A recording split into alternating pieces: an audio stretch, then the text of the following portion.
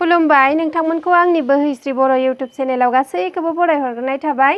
लोगोसे नोंथांमोननिसिम आंनि अननाय मोजां मोननायखौ जासिहरग्रोनाय जाबाय।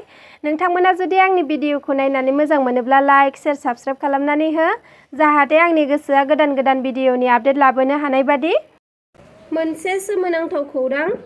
11 आगस्ट फुंबिलि समाव गुवाहाटी खानापारा एरियानि फांसे बिफाङाव फासि लाना थैना थानाय सासे सुबुंनि गोथै देहा मोन्दों।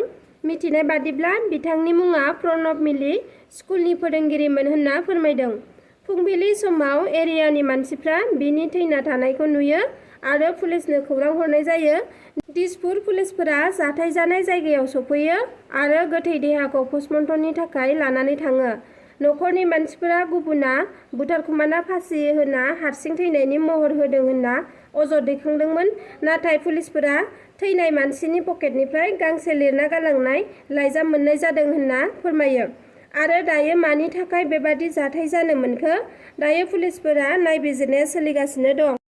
फिसाजोआ गावनि बिफाखौ बुथारनो गोसो गैयामोनब्लाबो बुथारफ्लांबाय, मानोना सहायनो हायै इनाय खालामबाय थायोमोन गावसोरनि बिफाया। मिथिना मोननाय बादिब्ला चन्डीनगरनि किषाननगरमानि माजरायाव जादों बे जाथाया।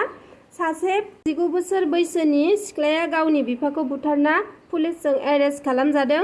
थैनाय बिफाया जौ लोंना बिमा बिनानाव फंबाय आरो गावखौ इनाय अयथासार खालामबाय थायोमोन, बेनिखायनो सहायनो हायैलाय बिफाखौ बुथारबाय होनना बुंथियो। बे सिख्लानि मुङा जादों आशा। दायो पुलिसआ नायबिजिरगासिनो दं। गावनि आंगो फिसाज्लायानो गावनि असे बिमाखौ जिनाहारि खालामनाय जाथाया सोराङाव फैदों। कलकातायाव थांनाय जुनआव 10 आगस्टआव मोनसे केसआ सोराङाव फैदों, जेराव फिसाज्लाया बिमाखौ खननै जिनाहारि खालामनायनि दायाव थैजासे जेलाव थानांगौनि साजा फोसावबाय। फिसाज्लाया 33 बोसोर बैसोनि ड्राग्स लाग्रामोन। मिथिनो मोननाय बादिब्ला 2019 मायथाइनि 5 मेआवनो केस होनाय जादोंमोन।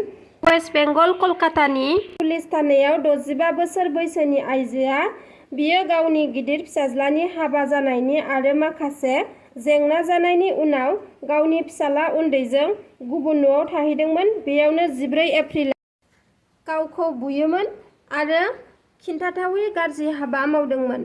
खिन्थाथावै जाथाय सानना बिमाया स्रि थादोंमोन, नाथाय आरोबाव 5 मेआव बिमानि सायाव इनाय गाज्रि जाथाय खालामबावो। बिमाया सहाय हायैलाय दुथां फिसानि सायाव केस होयो। दुथां फिसाज्लाया हमजानानै 7 दानसिम जेलाव थानाङो आरो 50,000 रांनिबो जुरिमाना जायो। बेयावनो दायनिगिरिनि मेडिकेल रिपर्ट गासै एभिडेन्सफोरखौ मोनजोबो आरो दायो थैजासिम जेल जानांगौनि साजा फोसावबाय। नोंथांमोना आंनि भिडिअखौ नायजोबलांनायनि थाखाय रोजा रोजा साबायखर थाबाय।